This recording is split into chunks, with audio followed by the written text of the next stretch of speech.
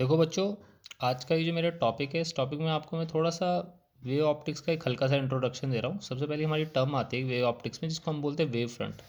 अब मैंने इसमें लिख रखा कि वेव फ्रंट का मतलब होता है it is defined as the continuous locus of all the particles which are vibrating in the same phase. ठीक है।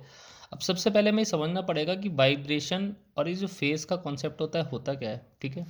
अब वाइब्रेशन का मतलब तो ये होता है कि टू एंड फ्रो मोशन किसी मीन पोजीशन के अबाउट। जैसे मैं फॉर एग्जांपल कहता हूँ कि ये मेरे पास कोई पॉइंट है, ए पॉइंट है, इस ए पॉइंट पे कोई पार्टिकल है।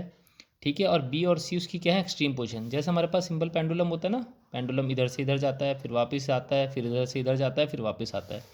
तो ये इसकी इक्विलिब्रियम पोजीशन होती है या मीन पोजीशन होती है। मीन से एक्सट्रीम जाएगा, एक्सट्रीम से वापस मीन जाएगा, फिर मीन से एक्सट्रीम, फिर वापस मीन आएगा। उसी तरीके से जैसे मान लीजिए यहाँ पे कोई पॉइंट है, इस पॉइंट पे पार्टिकल मीन से जा रहा है एक्सट्रीम, एक्सट्रीम से वापस जा रहा है मीन, फिर मीन से जा रहा है वापस एक्सट्रीम, एक्सट्रीम से जा रहा है वापस मीन। तो हम वेव फ्रंट को, इस कॉन्सेप्ट को कैसे समझेंगे। जैसे मैं कहता हूँ कि मेरा कोई एनर्जी का सोर्स है। अब ठीक है, इस एनर्जी के सोर्स से मैंने मान लीजिए क्या कर दिया, आर रेडियस का एक स्फेरिकल सरफेस बना दिया। अब इस स्फेरिकल सरफेस में जितने भी पॉइंट्स होंगे वो इस मेन सोर्स से क्या होंगे, इक्वी डिस्टेंस होंगे। ठीक है। अब जैसी क्या होगी, ये पार्टिकल, ये पॉइंट क्या करेगा, एनर्जी निकालना शुरू करेगा। तो जितने भी ये सरफेस, ये जो मैंने सरफेस बनाया है, ये सरफेस के जितने भी पार्टिकल हैं वो सारे सोर्स से क्या इक्वी डिस्टेंस है।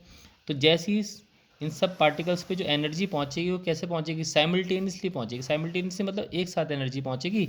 जैसे एक साथ एनर्जी पहुंचेगी तो एक साथ क्या करना शुरू कर देंगे, वाइब्रेट करना शुरू कर देंगे।